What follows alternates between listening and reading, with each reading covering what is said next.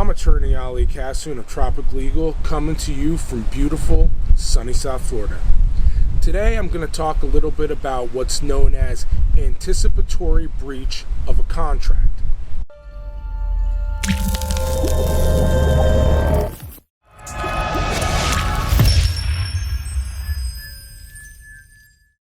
Don't forget to like, follow, subscribe, and all that good stuff.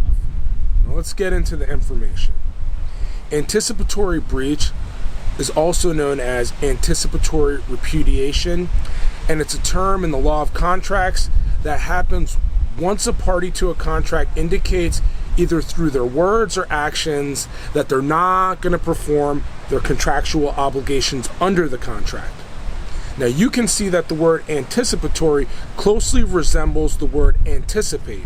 So it's basically considering a contract as having been breached because there's reason to anticipate that the other party will not perform. When this happens, the other party can immediately claim a breach of contract and then seek their appropriate remedies.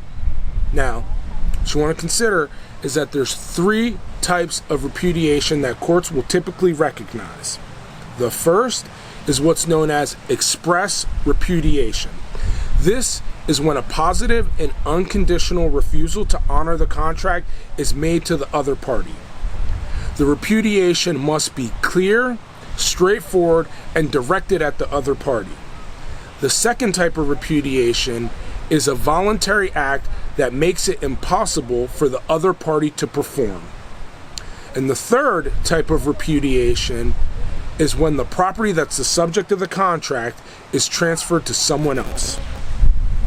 If the parties are dealing with the sale of goods, then the Uniform Commercial Code provides a procedure for dealing with anticipatory breaches.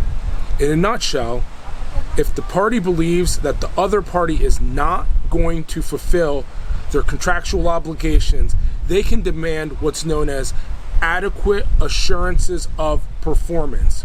And then they can go ahead and suspend their own performance until that assurance is provided. If after 30 days the other party fails to comply with the request for adequate assurances, then the contract is breached. It should be noted that it's possible for a party to repudiate a contract and then later retract that repudiation as long as the other party hasn't made a material change in their position because of the repudiation. If the only contractual obligation remaining is for a party to pay money to the other party seeking the payment, that party needs to wait until the due date for the payments passed and cannot claim an anticipatory breach. The last thing you want to think about when it comes to anticipatory repudiation is the concept of mitigating damages.